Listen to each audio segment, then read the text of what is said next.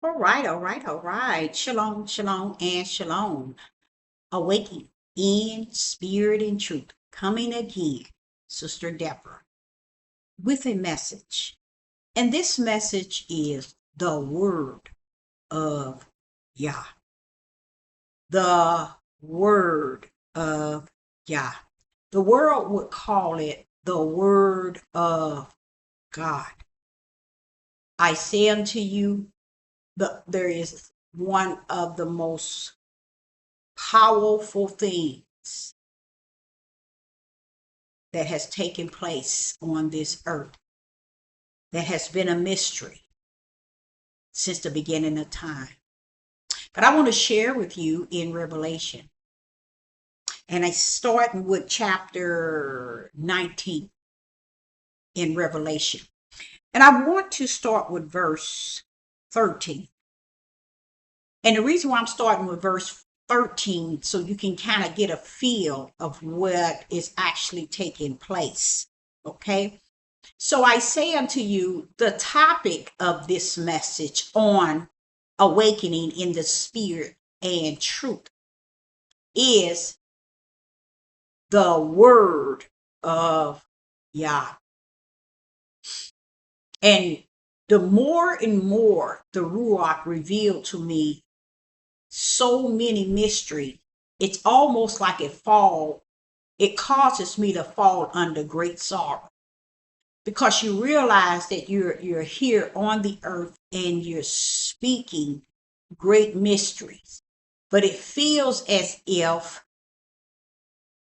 exactly like he said, just speak the thing, Deborah. Just speak light that has been hidden in the dark, because that which is in the dark shall come to light in the what, Deborah? The last days.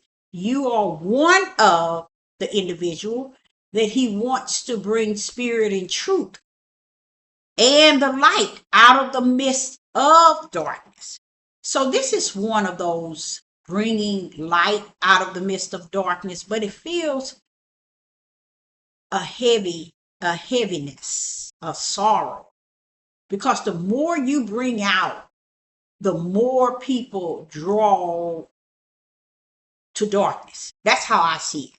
And I don't think I'm seeing it wrong. I think I'm seeing it the way the Father wants me to see it, so I can see the severity of how many have left his realm to abide in darkness, you see. And no matter how bright the light is, Deborah, darkness is going to always take what belongs to it. Okay, so I'm gonna bring something to spirit and truth, so you could see what I mean when I say to you all, these things are such great mystery. And it was said that the prophets would bring forth the mysteries. You see what I'm saying?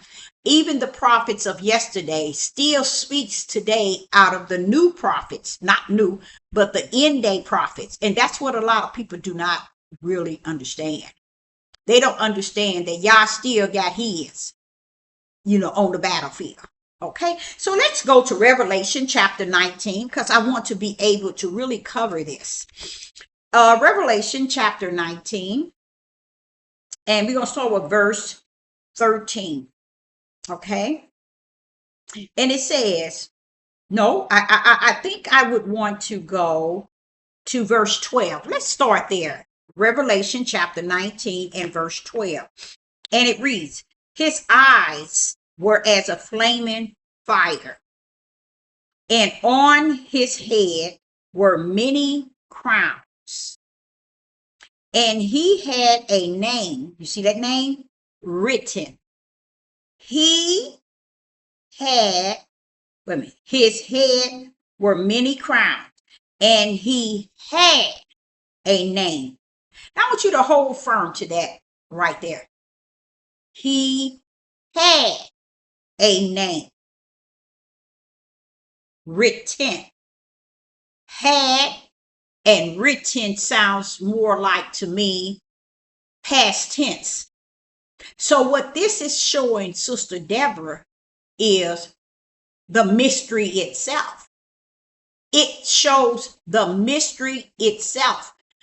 The reason why it's a heavy burden to me, and it's because I won't let go of the fact that so much spirit and truth and light is being shed abroad. But the ear to hear, you see, and the heart to unify is just not going to be there. So again, I thank the Most High for allowing me to start my new page. And I'm going to cut it down as far as how long. I'm breaking it down to only a half an hour. Whether I'm on live chat or on just making a video. So live or just a video, I'm going to try to hold firm to that, because what I realize is that you're really doing exactly what he says. Because I believe that no matter how close people really think they are, because they're portraying it, I think it's more portrayal or pretending or playing the role than it is the reality of being who one feels or knows that they are in the spirit of truth and in with the light. It's more so to me what I'm seeing as a prophetess in the wilderness. It's more so role playing right now. And to me, I get sorrow because I'm looking at the critical time we're in, not time, but day that we're in. And I'm trying to focus on the fact that, okay, it's not about people turning one way from another way. It really isn't. That's why he's going to deal with what he's going to deal with when he gets to Mount Zion. He's going to convert things, because you know why? He already know what I'm talking about right now is 100. He already know that we are in a time like days of Noah. Could Noah tell those people something? No. Could they tell somebody something in Sodom and Gomorrah? No. So what time do you think you're in? If we are in that day like no other that ever exists on the earth, and is holding tribulation, perilous time, hearts of man is going to fail them, judgment and the wrath of Yah. If we're in that time, we have entered into that time. That alone should make you understand what Sister Deborah is feeling, because she's bringing out spirit and truth with the light, but it ain't changing nothing in the dark. So she has to what? Endure, long suffer with the patience that is rest in Yah, to hold firm until the end. Okay, so I want to just show you here in Revelation chapter 9, and we're going to start with verse 12. His eyes were as a flame of fire, and on his head were many crowns, and he had a name written. He had a name written that no man knew.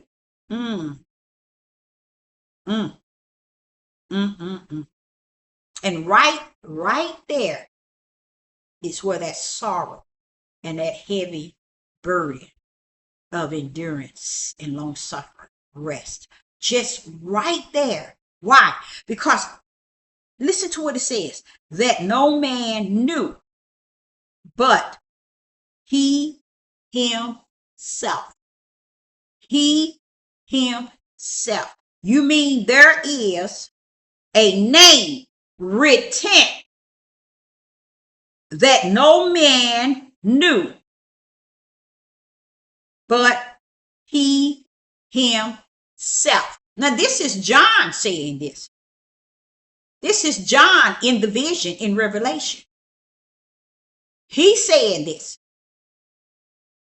That this one that he's saying that has eyes, his eyes were as a flaming fire, and on his head were many crowns. Listen to this. And he had a name written that no man knew but he himself. Now watch this here. Verse 13. And he was clothed with the virtue dripped in blood. And his name, there go the name. Now to go back to verse 12. You see that name that was written that no man knew? Watch this here. Verse 13. And he was clothed with the virtue dipped in blood, and his name is called the Word of Yah. You see that? His name that is written that no man knew. So John is saying that you're not going to know it, but no man knew it. That his name is the Word of Yah. That's where the sorrow come in. Because you can't even teach that. You can't even preach that. You can't even minister that. You can bring it out of darkness with the light in spirit and truth. But that's as far as you're going to go with it. Because you will never have anyone. And a lot of people would think that you're trying to say only you. What, did you know it? Huh? Did you know it before you heard Sister Deborah? Did you know it? So you see, the Word of Yah was before heaven and earth was created. It was already written as his name. That's why I say to people, this book is not the Word of Yah. When you take a paperback book or a hard copy, hard back book or whatever they want to call it, all the lost books, all the found books, all the books they took away, all the words they added, all the smear. When you finish, I am a grateful servant of the Most High Yah in the wilderness, are grateful that many things were hidden. Because all the things that's plainly seen, guess what? People don't see them for what or how he created and the purpose that rests therein. They don't see it for that. They have to make it the way they want to believe it and the way darkness ready to receive it on this earth. So the sorrow come in because here John is in Revelation revealing what Sister Deborah was revealing on her page for the last really 7 years. That the Word of Yah is Yah himself. Now tell me, as long as this book have exist, that's been there. Why is it that no one has preached it, taught it, ministered? And when I say no one, it's when you know that you've been around long enough and you know that you haven't heard it.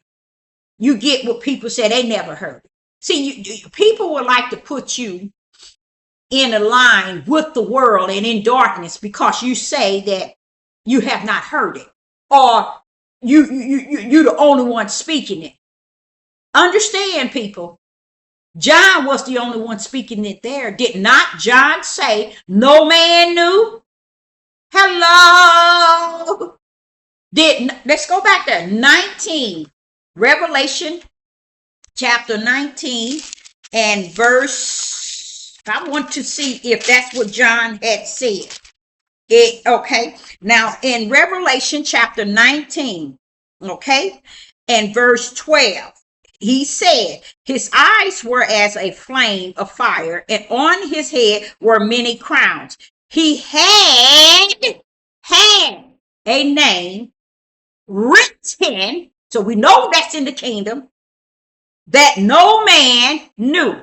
So I have an issue with people who try to put you in the corner of darkness because they want to make you feel you think you know everything. You think you the only one. You see, that's how Aaron and Miriam felt about Moses. There was an envy there. There was an envy and a jealousy. Aaron was willing to repent and turn from that. But Miriam, no, she didn't want to. She wanted to hold on to it. And the way they got y'all believing it, it was because of who he married. They knew he had married that woman. So it wasn't nothing brand new during that time. It was more than that. So the father had to step in and inform them that Moses is a prophet. You see, just to shut the prophets down. You see, Moses is a prophet. So to shut them down, because they just assumed that because of what all the abilities that Moses had, that their position would override Moses. No, it did not. Just because he married someone and just because Yah used him as his servant, you as a secondary prophet and a third one, Miriam, stand down. And that's what many people is not understanding.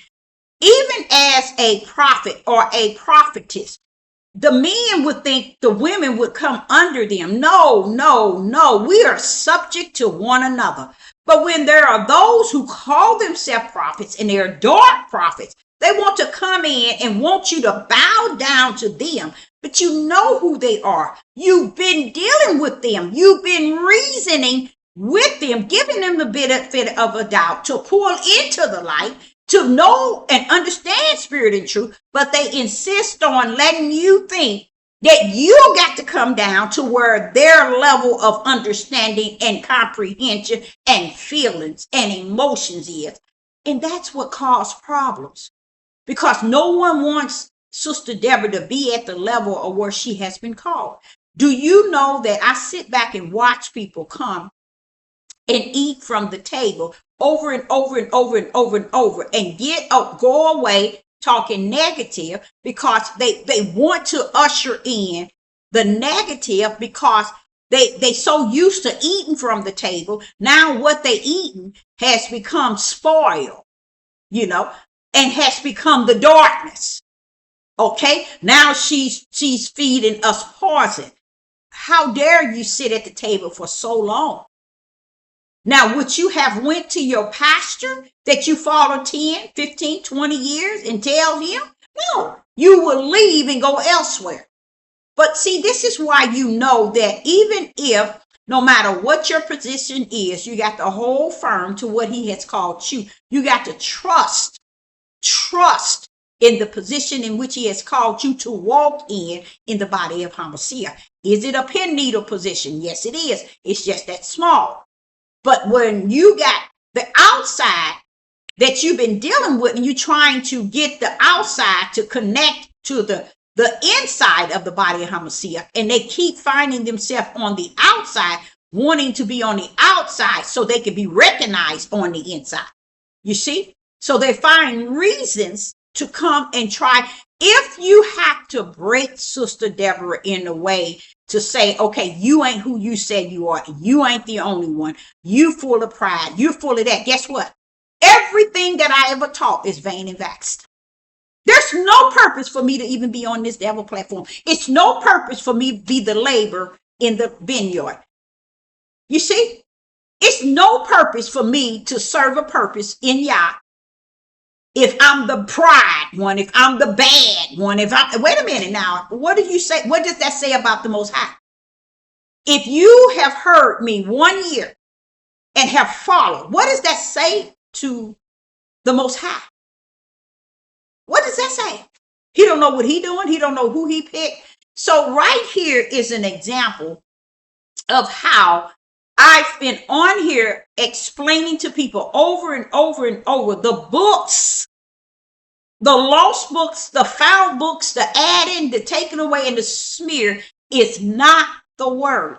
Now, Yah has told them to leave the door, leave the light on. The light means when you study, you study to show thyself Okay, and you're studying and you're showing thyself. So when the Ruach come in and start to teach you, then that's the true teacher teaching you what you study. So you can understand what's behind what you're studying. But what the people in the world is all about, everybody is about, I'm in there just like you are. You ain't better than I am, and you ain't all this chaos in, and that's why my desire is to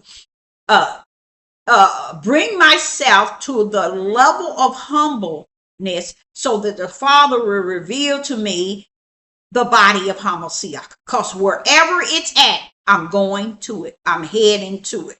Okay? I'm running to it. Soon as the Father revealed it, hands thrown up, I'm running, Father. I'm heading to it. Because it can't be what it is now. You can't trust in anyone. You can't believe in anyone. People are in and out. People are up and down, and people are, the emotions of living is getting to them. The feelings of living is taking over to where the midnight hour and that day that we're in, it's going to win them over. Yes, it is. So when that day of Noah, where they had no idea that the Son of Man is coming, they are not going to be found where they were with Sister Deborah from the beginning. You see, they don't get that. They don't understand that a lot of things Yah allowed to happen for all of the reason many of us, even Sister Deborah, have no idea. But things happen for a reason.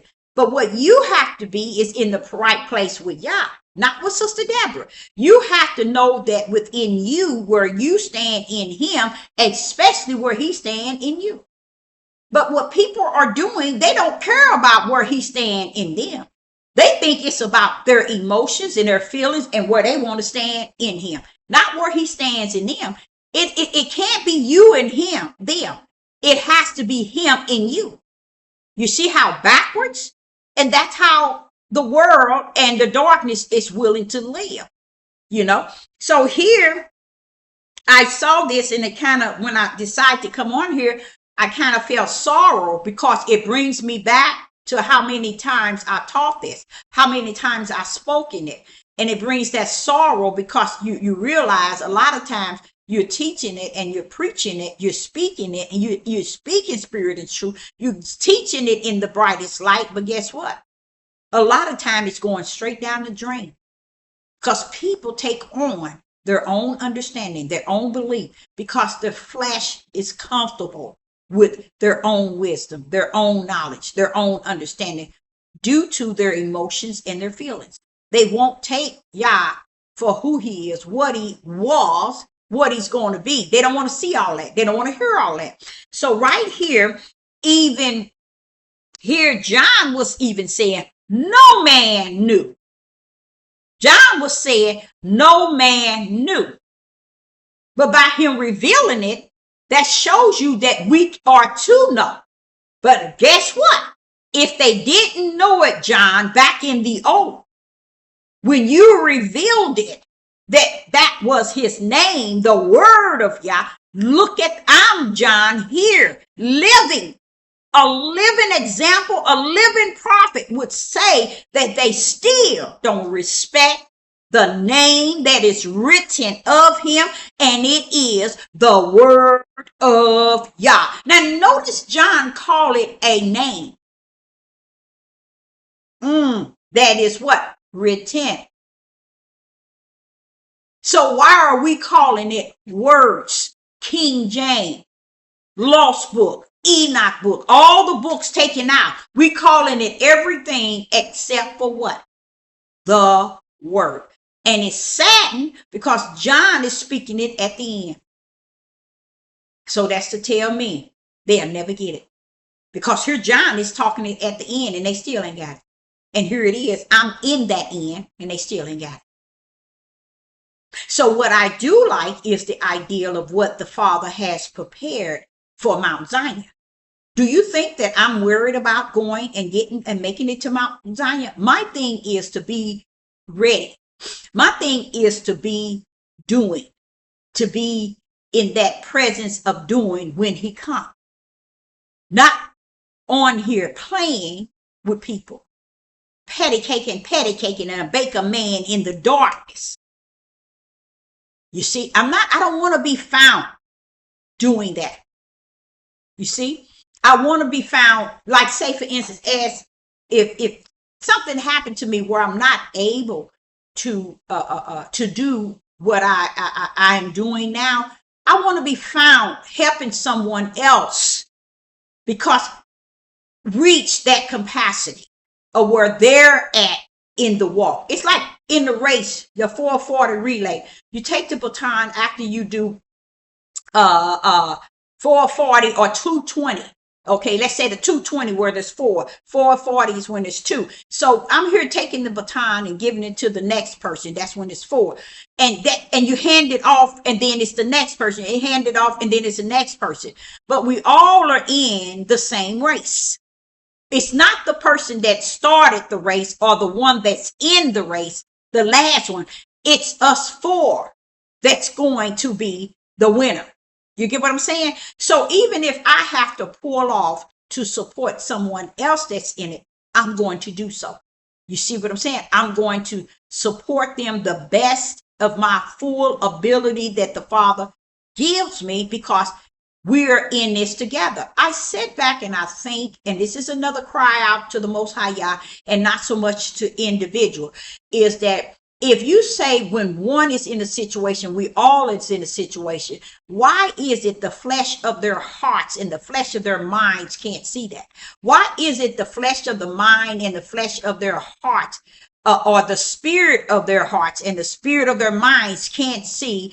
It's supposed to be a unity to where, okay, I get it. He just sitting there telling me, yes, I get it, Father.